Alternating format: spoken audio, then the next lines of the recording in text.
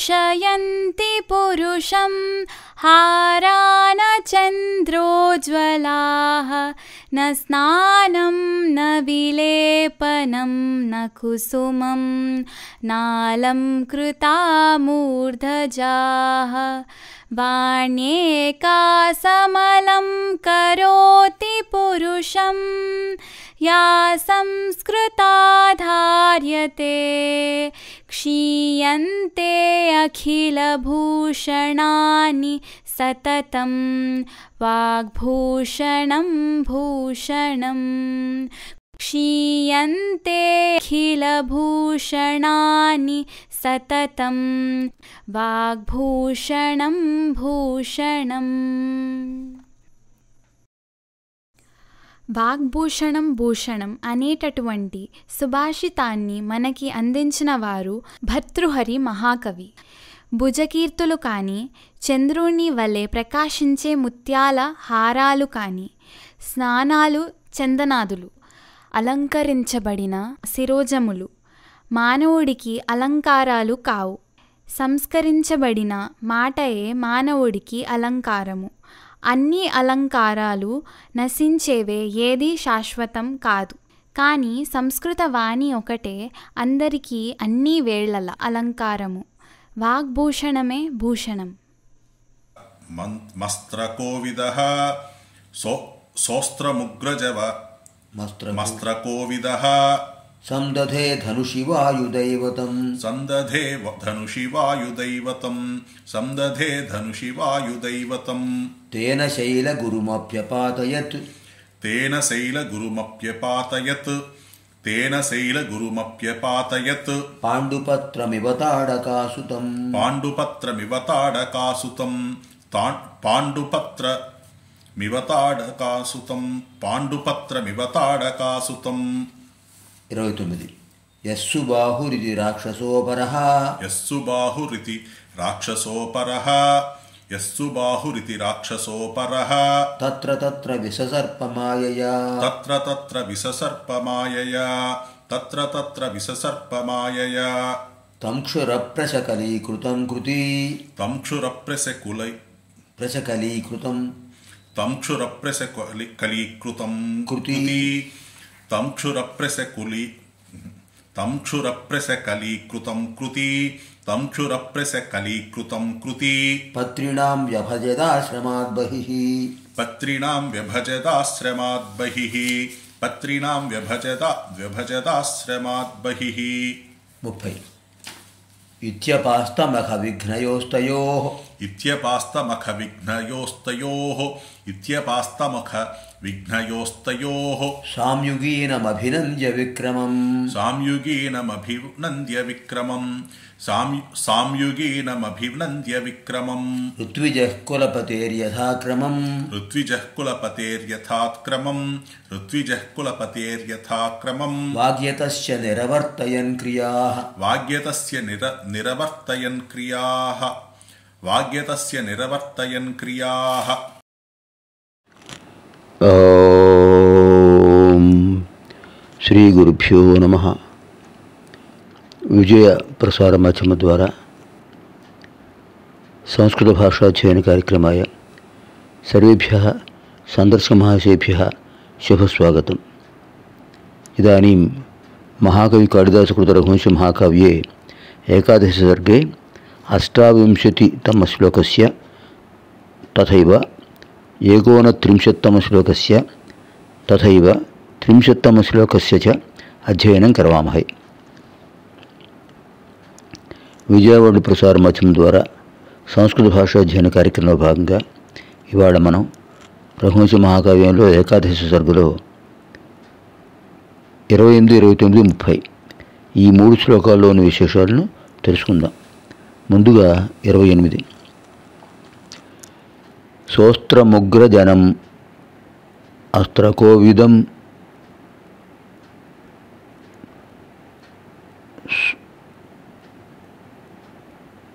సోస్త్రముగ్రజవమస్త్రకోవిదః అది శ్లోకం.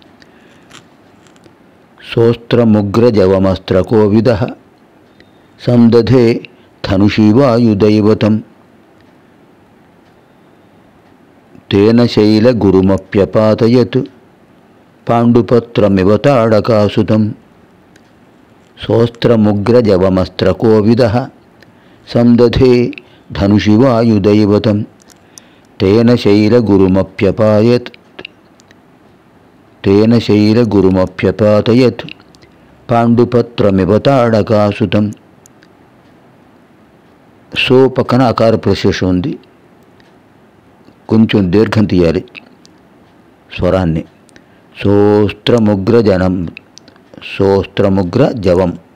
అస్త్రకోవిదః సోస్త్రముగ్రజవమస్త్రకోవిదః సందధే ధనుషి వాయుదైవతం తేన శైలగురుమప్యపాతయత్ పాండుపత్రమివ తాడకాసుతం.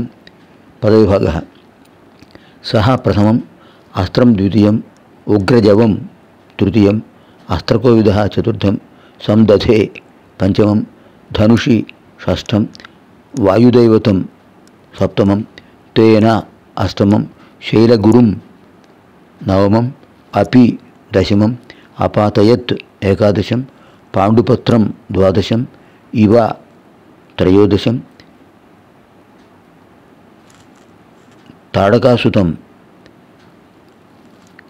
చతుర్దశం. చతుర్దశపది అయం శ్లోకः. తాటక తాడక రూపాంతరాలు రెండు ఒకటి అర్థం. ఇదానీం ప్రతిపదార్థः. అస్త్రకోవిదః అస్త్ర విద్యలో గొప్పవాడైనటువంటి సహా అతడు, ఆ రాముడు.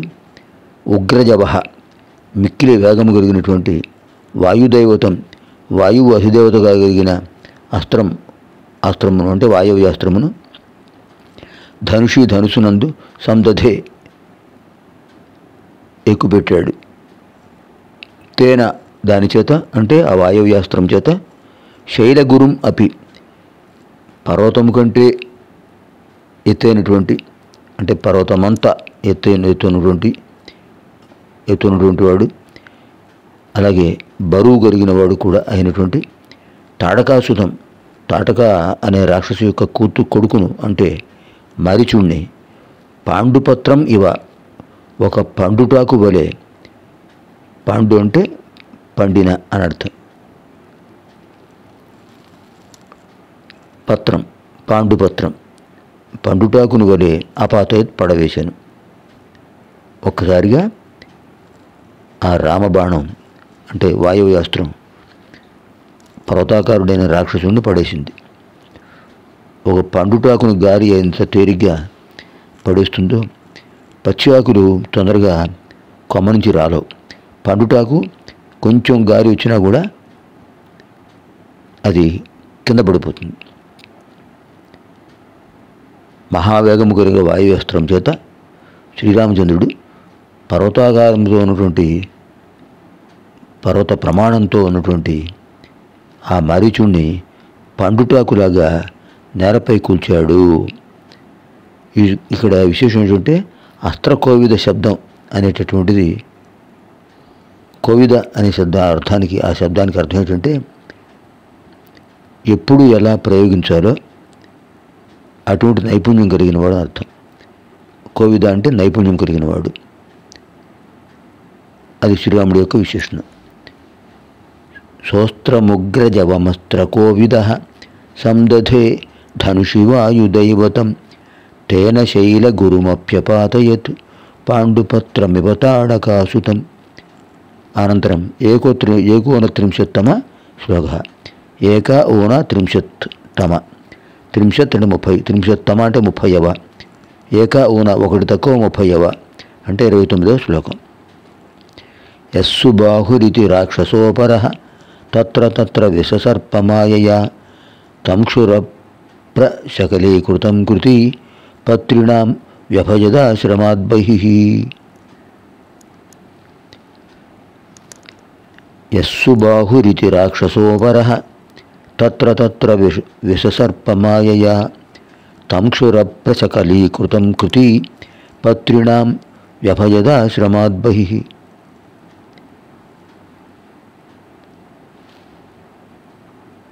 యస్సు బాహురితి రాక్షసోపర.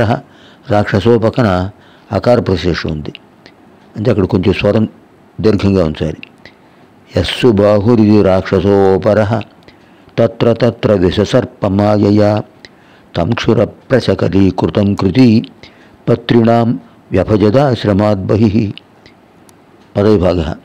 యః ప్రథమం సుబాహుః ద్వితీయం ఇతి తృతీయం రాక్షసः చతుర్థం అపరः పంచమం తత్ర షష్ఠం తత్ర సప్తమం విషసర్ప అష్టమం మాయయా నవమం తం దశమం క్షురప్రసకలీకృతం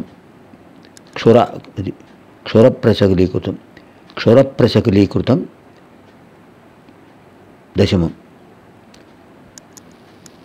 క్షురప్రసకలీకృతం దశమం కృతి ఏకాదశం పత్రిణాం ద్వాదశం వ్యభజత్ త్రయోదశం ఆశ్రమాత్ చతుర్దశం బహిః పంచదశం. పంచదశపది అయం శ్లోకः. ఈ 29వ శ్లోకంలో 15 పదాలు ఉన్నాయి.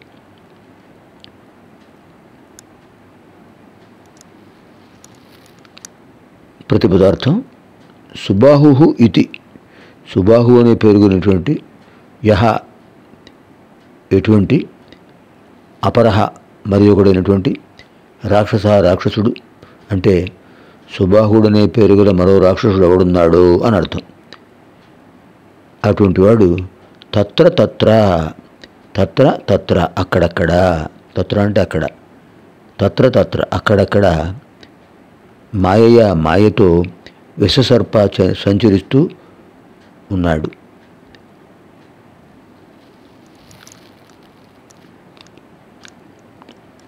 ఆ సుబాహుడైన రాక్షసుడు తన మాయాశక్తితో అక్కడక్కడ కనిపించగా తిరుగుతూ ఉన్నాడు. మారీచుడికి ఎప్పుడైతే దెబ్బ దగ్గర వెళ్ళిపోయాడో వాడు అంత దూరాన పడ్డాడో వీడికి భయం పట్టుకుని కనిపిస్తే చంపుతాడేమో అని కొంతసేపు కనిపించగా మాయావిగా సంచరిస్తున్నాడు. క్షుర ప్రశకలీకృతం బాణాలతో ముక్కలుగా చేయబడినటువంటి తం వాడిని అంటే ఆ సుబాహుడైన రాక్షసుడిని కృతి నేర్పరి అయినటువంటి అతడు రాముడు ఆశ్రమాత్ బహిః ఆశ్రమానికి వెలుపల, ఆశ్రమం బయట పత్రిణాం పక్షులకు వ్యభజత్ పంచి ఇచ్చాడు. అంటే అర్థం ఏమిటి? బాణంతో వాడిని కొడితే వాడు ఎక్కడే చస్తే యాగం ధ్వంసం అవుతుంది. భక్తి శ్రద్ధలతో యాగం చేస్తున్నారు ఋషులు. అందుకోసం ఇక్కడ ఉన్నవాడకు ఆశ్రమ వాతావరణానికి ఎటువంటి ఇబ్బంది కలగకుండా తన వేగవంతమైన బాణంతో వాడిని ఆశ్రమానికి బయట పడేట్టుగా కొట్టాడు. అంతేకాదు, పడి ఆ బాణంతో ఆశ్రమానికి బయట పడి చైతన్యరహితుడిగా పడేటట్టుగా చేశాడు. అది ఇక్కడ విశేషం. ఇందులో కృతి అంటే కుశరుడు, ప్రతిభావంతుడు అని అర్థం. రెండవ రాక్షసుడైన సుబాహుణ్ణి దొంగచాటుగా ఆశ్రమంలో అక్కడక్కడ వాడు తిరుగుతూ ఉంటే వాడి శరీరాన్ని బాణాలతో ముక్కలుగా చేసి ఆశ్రమానికి దూరంగా పడేటట్టుగా పక్షులకు పంచి ఇచ్చేసేట. పక్షులు వాటిని తింటున్నాయి అని అర్థం.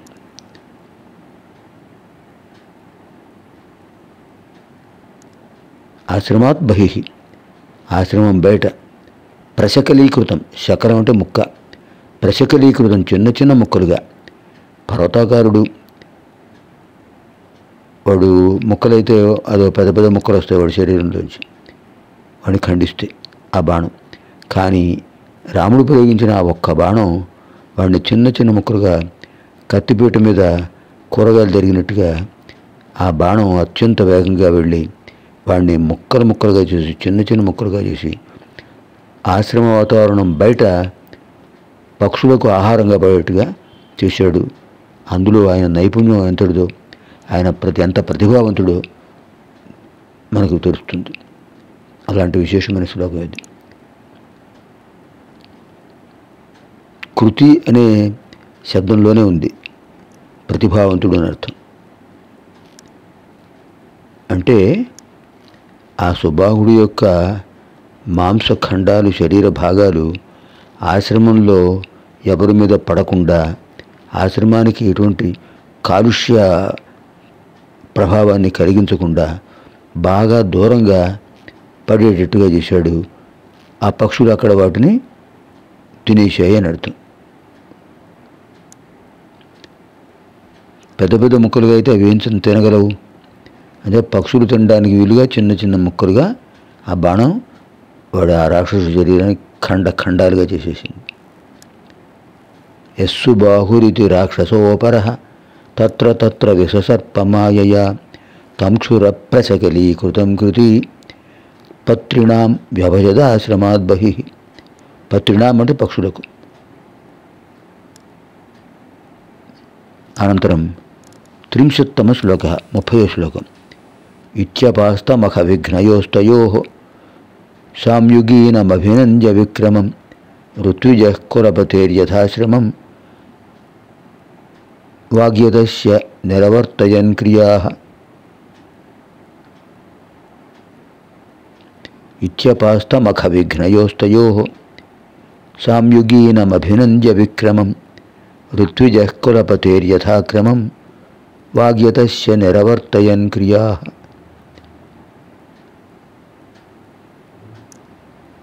పదవిభాగः. ఇతి ప్రథమం అపాస్తమఖవిఘ్నయోః, అపాస్తమఖవిఘ్నయోః ద్వితీయం, తయోః తృతీయం, సామ్యుగీనం చతుర్థం, అభినంద్య పంచమం, విక్రమం షష్ఠం, ఋత్విజः సప్తమం, కులపతేః అష్టమం, యథాక్రమం నవమం, వాక్ దశమం, యతస్య లేదా వాగ్యతస్య ఒక భాగంగా చెప్పచ్చు. వాగ్యతస్య ఒక పదమే. వాగ్యతస్య దశమం, నిరవర్తయన్ ఏకాదశం, క్రియాః ద్వాదశం.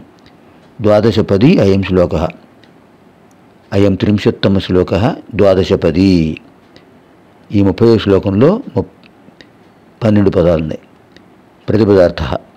ఇది ఈ విధంగా అపాస్తమఖ విఘ్నయోః, అపాస్తమఖ విఘ్నయోః తొలగించబడిన యాగము యొక్క విఘ్నములు కలిగిన, అంటే విశ్వామిత్రుల వారి సిద్ధాశ్రమంలో ఆ యజ్ఞానికి ఎటువంటి ఆటంకాలు రాకుండా ఆ ఆటంకాలను తొలగించినటువంటి అని అర్థం. తయోహో ఆ ఇద్దరి యొక్క, ఎవరు? ఆ రామలక్ష్మణుల యొక్క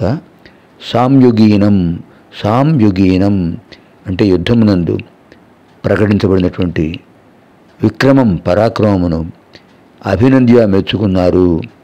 ఎవరు? ఋత్విక్కులు అంటే అక్కడ యజ్ఞం చేస్తున్న వాడిని అంటే హోమంలో ఆహుతి వేస్తున్న వాడిని ఋత్విక్కులు అంటారు. అటువంటి వాళ్ళు ఎలా ఉన్నారు? వాగ్యతస్య, వాక్యత అంటే హోమం పూర్తయ్యే వరకు, యజ్ఞం పూర్తయ్యే వరకు మౌనంగా ఉండాలి. వాక్యతస్య అంటే వాక్కును నియమించుకున్నవాళ్ళు, మౌనదీక్ష వహించి ఉన్నవాడు అని అర్థం. అటువంటి కులపతే విశ్వామిత్రుల వారి యొక్క క్రియా యజ్ఞకార్యాలన్నీ కూడా యథాక్రమం పూర్తిగా క్రమాన్ని అనుసరించి నిరవర్తయని పూర్తి చేశారు. అక్కడ ఆ రామలక్ష్మణులు మారీచ సుబాహులను సంహరించేసి, అంటే మారీచుడిని దూరంగా పడేసి సుబాహుణ్ణి సంహరించి యజ్ఞానికి ఎటువంటి విఘ్నాలు కలగకుండా ప్రశాంతంగా యజ్ఞం పూర్తి చేశారు, యజ్ఞం ముగిసేటట్టు చేశారు. అందుచేత అక్కడ ఉన్నటువంటి ఋత్వికులు నిర్భయంగా శ్రీరామ యొక్క అనుగ్రహంతో, శ్రీరామచంద్రుడి యొక్క, లక్ష్మణుని యొక్క అనుగ్రహంతో ఆ యాగాన్ని పూర్తి చేశారు, పూర్తి చేయించారు. ఋతువులు పూర్తి చేశారు. అందుచేత సంతోషంతో వాళ్ళు స్వామివారిని స్తుతించారు అనే విశేషం తర్వాత శ్లోకంలో వస్తుంది. ఋత్విజులు ఆ యజ్ఞాన్ని నిరాటంకంగా, నిర్విఘ్నంగా పూర్తి చేశారు రామలక్ష్మణుల అనుగ్రహంతో. ఇత్యపాస్తమఖ విఘ్నయోస్తయో సామ్యుగీనమభినంద్య విక్రమం ఋత్విజః కులపతేర్యథాక్రమం ఋత్విజః కులపతేర్యథాక్రమం వాగ్యతస్య నిరవర్తయన్ క్రియాః. వాగ్యతస్య కులపతేః అంటే విశ్వామిత్రుల వారు మౌనంగా ఉన్నారు. ఆ యజ్ఞం పూర్తి వరకు ఆయన దీక్ష వహించారు, మౌనంగా ఉన్నారు.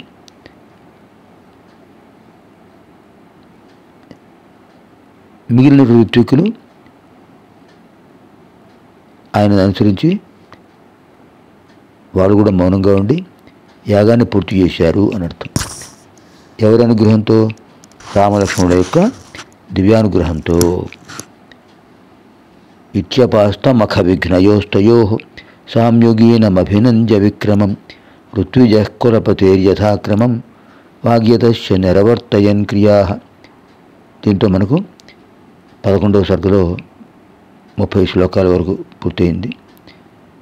పునర్మిలామः ఆగామిని కార్యక్రమే 31तम श्लोकस्य 32तम श्लोकस्य तथैव 33तम श्लोकस्य अध्ययनकार्यक्रमे पुनर्मिलामः. सर्वेभ्यः वाल्मीकिव्यासकालिदासादीनां दिव्यानुग्रहप्राप्तिरस्तु. शुभं भवतु. स्वस्ति. धन्वन्तरिक्षपणकामरसिंहशङ्कु भेताळभट्टघटकर्परकाळिदासाः ख्यातो वराहमिहिरो नृपतेः सभायां रत्नानि वै वररुचेर्नवविक्रमस्य.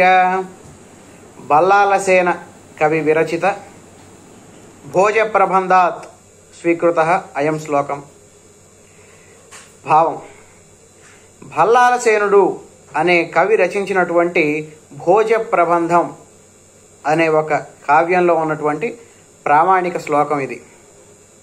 ఈ శ్లోకం ఆధారంగా మనం విక్రమార్కుడి యొక్క ఆస్థానంలో నవరత్నాలు అనే పేరుతో 9 మంది కవులు ఉండేవారని, వారిలో కాళిదాస్ మహాకవి ఒకరు అని మనం తెలుసుకోవచ్చు. ఆ నవరత్నాలు అనే 9 మంది కవులలో ఎవరెవరంటే వాడంతా ధన్వంతరి, క్షపణకుడు, అమరసింహుడు, శంకుభట్టు, భేతాళభట్టుడు, ఘటకర్పరుడు, కాళిదాసు, వరాహమిహిరుడు, వరరుచి. ఈ 9 మందిని మనం నవరత్నాలు అనే పేరుతో అంటుంటాం. విక్రమార్కుడి యొక్క ఆస్థానంలో ఉండేటువంటి మహాకవులు. ఇందులో నవరత్నాల్లో కాళిదాస్ మహాకవి ఒక ప్రసిద్ధమైనటువంటి కవి. అటువంటి కాళిదాస్ మహాకవి రచించినటువంటి ఈ రఘువంశ మహాకావ్యాన్ని మనం అధ్యయనం చేయటం మనందరి యొక్క అదృష్టం, విశేషమైనటువంటి పుణ్యఫలం. సర్వేభ్యః శుభం భవతు. స్వస్తి. దివ్యాం భవ్యాం సుబోధాం చ శుద్ధాం అర్థప్రదాయినీం జననీం బహుభాషాణాం వందే గీర్వాణ భారతీం. దివ్యమైనది, భవ్యమైనది అంటే సంస్కృత భాష దేవతల నుండి వచ్చినది. మనోహరమైనది, సులభంగా బోధపడేది, స్వచ్ఛమూలమైన విశేష అర్థములను అనుగ్రహించే ఈ అమృత భాష అనేక భాషలకు తల్లి. గీర్వాణులు అంటే దేవతలు, వారి యొక్క భాష ఈ అమర భాష. అలాంటి సంస్కృత భారతి మాతకు నమస్కరిస్తున్నాను. జయతు సంస్కృతం వర్ధతాం దేవభాషా చ. సంస్కృతము జయమును పొందునగాక, దేవభాష వర్ధిల్లుగాక. స్వస్తి.